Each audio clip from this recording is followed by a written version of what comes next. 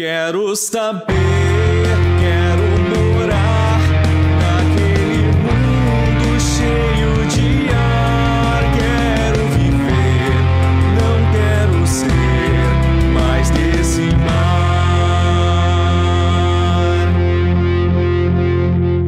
E esse é o verso final da música solo da Ariel, conhecida como Parte do Seu Mundo, que representa com exatidão seus maiores desejos e sentimentos. Eu sou o LP e hoje nós vamos analisar a personagem Ariel de A Pequena Sereia. Então bora lá!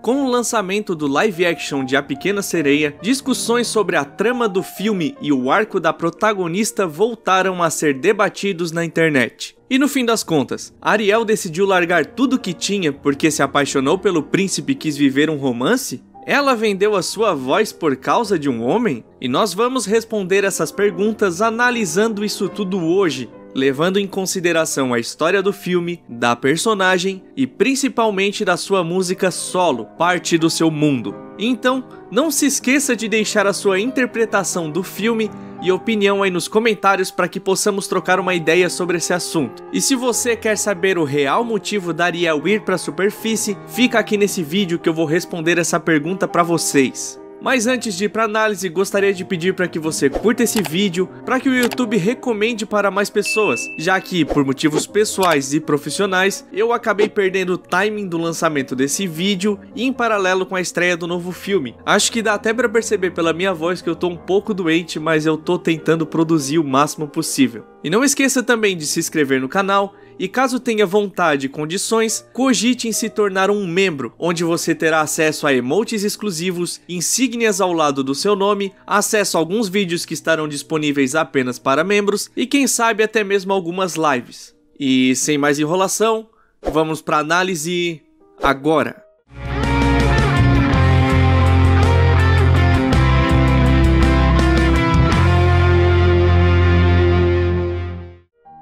E não tem como começar a analisar essa história sem contextualizar o básico. Ariel é uma princesa sereia que vive no reino de Atlântida com seu pai, o Rei Tritão, e suas várias irmãs. O Rei Tritão é um pai extremamente rigoroso e autoritário, tentando sempre manter um grande controle em cima das suas 7 filhas, que inclusive nunca devem questionar ou desobedecer e só saem de casa para fazer as suas apresentações musicais. O Rei Tritão não apenas é um pai muito rigoroso e cheio de regras, como também não aceita estar errado. Ele tem opiniões muito fortes e precisas sobre as coisas, inclusive sobre os humanos, afirmando algumas vezes que eles são como bárbaros ou até mesmo seres sem sentimentos, deixando bem claro o quanto ele os abomina. O rei é tão controlador que destrói a coleção que sua filha mais nova, Ariel, tem de coisas da superfície, com a intenção de restringir a curiosidade da filha sobre os humanos. Afinal, ele não aceita que ela não sinta pelos humanos a mesma abominação que ele sente. E seguindo por essa lógica, o Rei Tritão tem um pensamento antiquado e extremamente conservador dentro daquela sociedade em que ele vive, não aceitando opiniões diferentes ou até mesmo uma visão mais jovem e ativa sobre o mundo, tanto sobre o mar quanto sobre a superfície. E por que eu tô falando tanto sobre o Rei Tritão, já que essa é uma análise focada na Ariel? E eu vou explicar isso pra vocês agora. As atitudes do Rei Tritão também interferem muito nas decisões que Ariel toma durante a história. Ao viver trancada no castelo a vida toda, e em conjunto com a sua curiosidade, Ariel foi tendo cada vez mais vontade de conhecer o mundo, tanto o mar e principalmente a superfície. E por ser privada de qualquer contato externo, vivendo anos apenas em um ambiente restrito dentro do castelo, cheio de regras e sem liberdade alguma, quando a sereia vai até a superfície e tem o contato com o céu, o sol, barcos e até mesmo pessoas, ela fica extremamente fascinada. Esse é um mundo incrível, cheio de possibilidades, inundado por coisas que ela jamais viu ou até mesmo sentiu antes. E sim, ela já tinha esse fascínio antes mesmo de conhecer o príncipe Eric, porque muitos acreditam que a motivação das escolhas da Ariel é por causa desse príncipe, mas desde o início do filme nós podemos ver que a sereia já colecionava muitas e muitas coisas da superfície. Não apenas isso, mas conseguimos ver que não só a Ariel queria conhecer muito o mundo da superfície, como podemos ver que ela não era feliz ali, não só com o estilo de vida que ela levava, mas ela não era feliz no ambiente onde ela vivia e nem mesmo feliz com o próprio corpo que ela tinha, como ela cita na música com a letra original em inglês que eu vou ler para vocês agora. Você não chega muito longe ao mexer suas nadadeiras. Pernas são necessárias para pular, dançar, para passear pela... qual é a palavra mesmo? Rua. E podemos ver que ela sonhava em ter pernas mesmo, como o próprio refrão da música na versão brasileira diz: poder andar, poder correr. Isso intensifica ainda mais o seu desejo de sair do mar, o seu fascínio. E ainda na música, no original em inglês, traduzida ao pé da letra, ela canta: vagando livremente, gostaria de fazer parte daquele mundo. A letra por si só já fala muito, mostrando o quanto ela realmente deseja ter pernas. Afinal, ela mesmo canta que as barbatanas não te levam muito longe e que as pernas são necessárias para pular, dançar e caminhar, mostrando que as barbatanas limitam e não vão deixar ela chegar onde ela quer, que ela precisa de pernas para seguir adiante, seguir os seus sonhos, seguir o seu caminho. E mostrando como ela não se sente bem com seu próprio corpo e que ela sabe que se sentiria muito melhor se tivesse pernas. E deixando claro que eu nem tô inventando nada disso e nem chega a ser uma interpretação muito aprofundada em si, porque praticamente toda essa parte que eu falei sobre a música, eu tô só falando literalmente o que ela canta na letra original em inglês. E se você não conhece como é a letra no original em inglês, eu te indico ler e ouvir a música completa na sua concepção original, porque apesar de eu achar que as adaptações das canções da Disney são de alta qualidade, infelizmente essa música é um dos casos que, para conseguir manter a musicalidade, algumas partes importantes e intensas da letra e do seu significado acabaram se perdendo ou ficando mais ambíguas do que eram na sua versão original. Como essa parte das barbatanas, por exemplo, que na adaptação ficou como "as barbatanas não ajudam não", o que faz com que o peso do que ela está querendo dizer diminua de maneira muito expressiva, já que ao invés dela falar que as nadadeiras são limitadores que a impedem de chegar onde ela quer, na versão adaptada ela fala como se fossem algo que apenas dificultassem, mas sem deixar claro que isso a impediria de chegar no seu objetivo final. E lembrando que aqui já podemos ter total noção do quanto a Ariel deseja ir para a superfície e não se sente bem onde ela está e nem como ela é. E isso tudo acontecendo antes mesmo dela conhecer o príncipe Eric. E voltando para aquilo que eu falei sobre o Rei Tritão e suas regras e limites interferirem diretamente com os sentimentos da Ariel, nós podemos ver o quanto ela se sente presa, e muito disso vem da sua criação, com várias regras, limites, sem poder questionar ou até mesmo se aventurar por aí. E podemos ver isso claramente na música, nesse trecho aqui que eu também tô traduzindo ao pé da letra do original em inglês. Aposto que na terra eles entendem, aposto que eles não repreendem suas filhas. E apesar de sabermos que a realidade da superfície não é assim tão livre e boa quanto a Ariel idealiza, podemos ver que existe essa motivação a mais para que ela tome a decisão que ela tomou. A Ariel não quer mais se sentir repreendida, principalmente pelo seu pai, que a fez se sentir uma prisioneira, não só dentro da sua casa, mas dentro do seu reino, seu mundo, o mar e até mesmo do seu próprio corpo. E ela completa a frase anterior com esse trecho também traduzido do original em inglês: garotas jovens e inteligentes, cansadas de nadar, prontas para ficar de pé. E aqui ela continua falando sobre se sentir repreendida e que a sua criação a faz mal, que ela está cansada de nadar, de seguir a maré ou de ficar à deriva às regras daquela sociedade antiquada com uma figura extremamente autoritária e conservadora e que não lhe dá chances de se mostrar quem é de verdade, de poder parar de seguir a maré, se levantar e ficar de pé, para poder assim caminhar com suas próprias pernas no caminho em que desejar. E ela mostra ainda mais o quanto ela está disposta a deixar tudo isso que lhe faz mal para trás, quando ela canta nesse trecho também tirado da letra original em inglês: o que eu daria se eu pudesse viver fora dessas águas? O que eu pagaria para passar um dia aquecida na areia? Nesse trecho, a Ariel já mostra que estava disposta a abrir mão do que fosse, para que pudesse viver um dia sequer como ela sempre sonhou, como ela sempre sentiu que deveria viver. Sendo livre, longe daquele mundo que a repreende, sem aquela cauda que a impede de chegar onde ela sempre quis, naquele lugar onde ela se sentiria livre, onde ela pode ser ela mesma, sem medo, sem restrições e sem uma figura de autoridade reprimindo tudo isso. E antes de seguir um pouco mais na análise, levando como base o primeiro filme e principalmente a música da Ariel, existe um outro filme que é uma prequel oficial da Disney sobre Ariel, chamado de A Pequena Sereia, a História de Ariel, que está disponível para assistir no Disney Plus, que infelizmente não tá patrocinando esse vídeo. E bom, essa prequel mostra um pouco mais da juventude da Ariel, e lá nós já podemos ter uma boa noção de que ela já era muito fascinada pela superfície e que estava disposta a fazer muitas coisas para poder ir para lá, antes mesmo do começo do filme original que estamos analisando aqui. E eu recomendo dar uma olhadinha, caso ainda tenha ficado alguma dúvida sobre os sentimentos da personagem em relação ao mar e em relação à superfície. E voltando para análise, vamos pular um pouco para frente no filme. A Ariel salva o Eric, fica encantada por ele, com a beleza dele e tal. Isso junto com o fascínio de chegar perto e poder tocar em um humano também.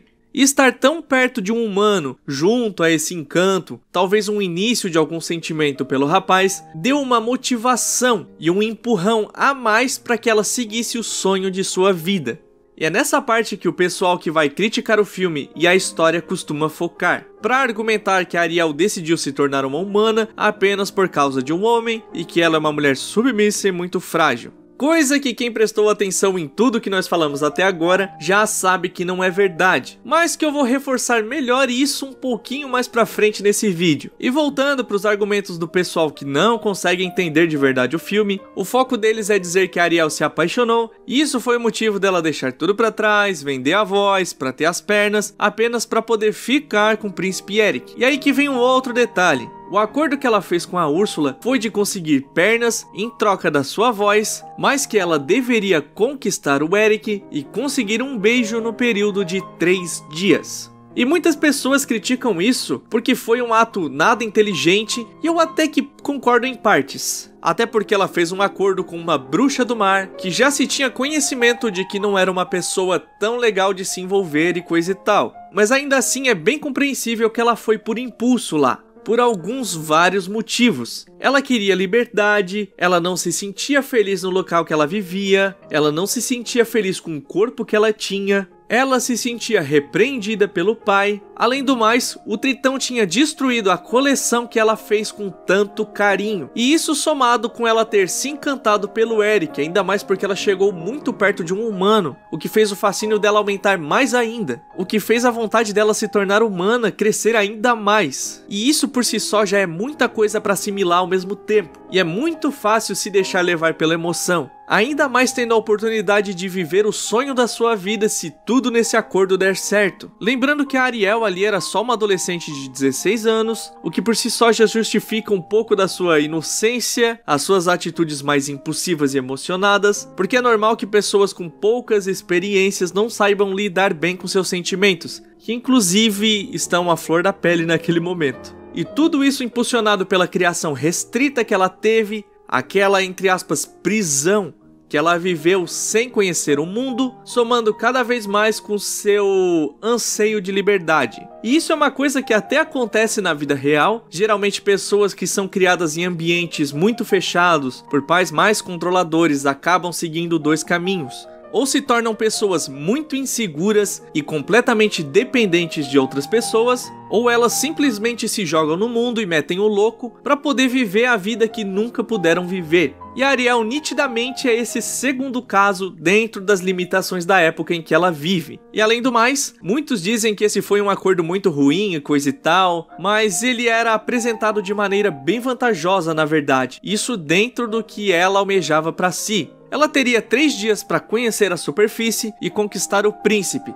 E assim que tudo desse certo, ela poderia viver a vida que ela sempre sonhou, com um corpo em que ela se sente bem e em um lugar que ela se sente feliz. O que conversa diretamente com aquilo que ela canta no final da música, nesse trecho traduzido do original em inglês. Quando será a minha vez? Eu não adoraria explorar aquela costa lá em cima? Fora do mar, gostaria de fazer parte daquele mundo.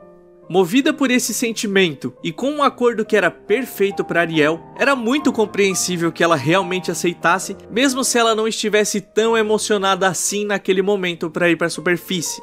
Porque o que fez o acordo ser de fato um acordo ruim é porque a Úrsula tinha a intenção de dominar os 7 mares, utilizando Dariel para conseguir o tridente do Rei Tritão. Então, com isso, a Úrsula traiu a Ariel e fez o possível para que ela não conseguisse cumprir a sua parte do acordo, que, convenhamos, ela conseguiria facilmente mesmo sem a voz, caso a Úrsula não tivesse interferido na vida da Ariel lá em cima da superfície. E eu já vi muita gente dizendo por aí que a Ariel, quando humana, era muito inocente, era submissa ao príncipe enquanto estava lá na superfície, mas a gente precisa levar em consideração que ela tinha acabado de ganhar pernas, nem sabia andar direito, não conhecia aquele mundo muito bem, não tinha voz e estava aprendendo a se comunicar com gestos naquele ambiente novo. Não é que a Ariel seja uma personagem submissa do príncipe porque ela era apaixonada e fraca e coisa e tal. Nesse caso, ela precisava muito de uma companhia que lhe ensinasse a viver naquele mundo, até que ela pudesse ser totalmente autônoma por ali. Nesse caso, ela focou um pouco mais no príncipe, porque fazia parte do acordo que ela tinha que conquistar ele e ganhar um beijo.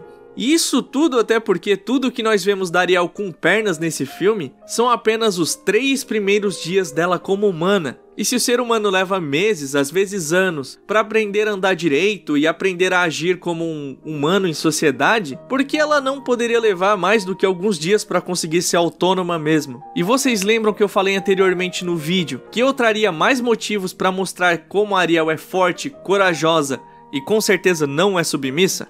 Então, vamos falar agora de alguns desses detalhes que talvez tenham ficado um pouco ambíguos, por assim dizer. Ariel sempre sonhou em ir para a superfície, e apesar do seu pai abominar os humanos, ela colecionava itens dos humanos escondidas do seu pai. E mesmo ela sendo a mais nova entre as irmãs, ela enfrentou o seu pai, que é o rei e que sempre mostrou autoridade não só dentro de casa, como com o reino. Ariel sempre lutou para conquistar os seus sonhos, por mais que parecessem impossíveis. E sobre a questão do Eric, precisamos lembrar que a história se passa numa época em que não era tão comum mulheres terem tanta autonomia. E pesquisando aqui, vi que a história poderia se passar entre os séculos 17 e século 19, onde o mundo era regido por um sistema mais patriarcal, então as mulheres eram subordinadas aos homens. E aí entra mais um argumento de como Ariel é muito forte e decidida. Ela não só enfrenta a maior figura de autoridade do reino em que vive, como também enfrenta o seu pai, sendo que ela vive em um sistema totalmente autoritário, como ela também tem total atitude de tentar conquistar o Eric. Recapitulando, ela enfrentou o maior governante dos mares, desobedeceu seu pai autoritário, sempre buscou entender mais sobre o lugar que ela admirava, fez um acordo com uma bruxa do mar para que pudesse alcançar o seu sonho de ter a vida que ela sempre quis e um corpo com que ela se sentisse bem, e mesmo sem voz e sem entender como o mundo da superfície funcionava, ela continuou tentando conquistar o príncipe para que ela pudesse continuar vivendo na superfície, que seria o seu sonho, e de quebra ainda conseguir viver com um homem que era considerado muito bonito e que ela criou um grande vínculo. Se isso é ser submisso para vocês, eu deixo aqui na tela o significado de submissão. E se isso não foi o suficiente para você, eu sinto muito, mas te indico voltar para a escola. E no fim das contas, Ariel foi para a superfície por causa de um homem? A resposta é meio que sim e não. Obviamente ela não decidiu ir para a superfície por causa do Eric, mas sim, ele teve uma certa importância, um pouco de peso nessa decisão, porque ele meio que foi a gota d'água que faltava para o copo transbordar e ela ficar decidida que iria. Porém, há um outro homem na vida da Ariel muito importante para que essa decisão tenha sido tomada. Talvez foi o maior estopim para que a Ariel não só tivesse um fascínio tão grande pela superfície, como também é um dos grandes combustíveis para sua rebeldia e coragem. Esse, no caso, é o seu pai, Rei Tritão, que ao privar a filha da sua liberdade, fez com que ela ansiasse cada vez mais por viver outra vida. O Rei Tritão, com toda a sua autoridade e pensamento conservador, que não entendia a mente jovem e curiosa da sua filha mais nova, fez com que ela se sentisse cada vez mais presa, a ponto de querer cada vez mais fugir e viver uma outra vida em outro lugar, a ponto de se rebelar contra sua antiga vida e abrir mão de tudo para seguir o seu sonho.